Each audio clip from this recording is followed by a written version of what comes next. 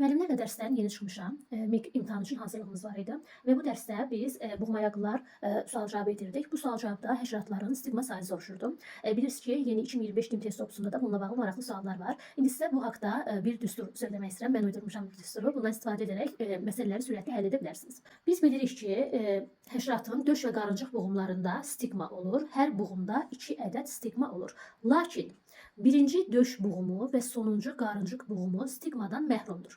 Və biz yenə bilirik ki, həşəratların döş buğumları standart 3 ədəd olur. Qarıncıq buğumları isə 5-dən 11-ə qədər dəyişə bilir. Yəni tutaq ki, həşəratın qarıncıq buğumunu minimum veribsə, yəni 5 veribsə, stigma sayını tap desə nə etməliyik? Döş 3 buğumdan ibarətdir. Birincidə stigma yoxdur. 2 və 3-cü döş buğumunda stigma var və hər buğumda 2 stigma var. Deməli 2 döş buğumu 2 vur 2 4 stigma əlimizdə oldu. Qarıncıq buğumlarına gəldikdə isə qarıncıq buğumları minimumdur. 5-dir. Axırıncı qarıncıq buğumunda stigma yoxdur. 4 dənəsində var. Hərəsində 2 stigma varsa 4 vur 2 8 edər.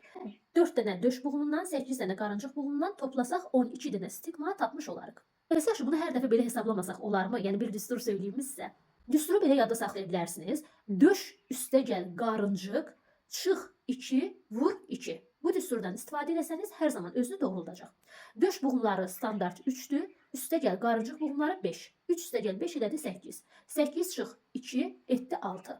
6 vur 2 etdi 12. Bayaqki kimi də hesablaya bilərsiniz. Ayrı-ayrılıqda döş və qarıncığı daha sonra cəmləyə bilərsiniz və yaxud da mənim dediyim düsturdan istifadə edib daha sürətli tapa bilərsiniz. Videonu yenə sizə bir sual ünvanlamaqla qapatmaq istəyirəm. Əgər həşəratın qarıncıq buğumlarının sayı maksimal olarsa, o zaman həmin bu həşəratda stigmaların sayı neçəyə bərabər olar?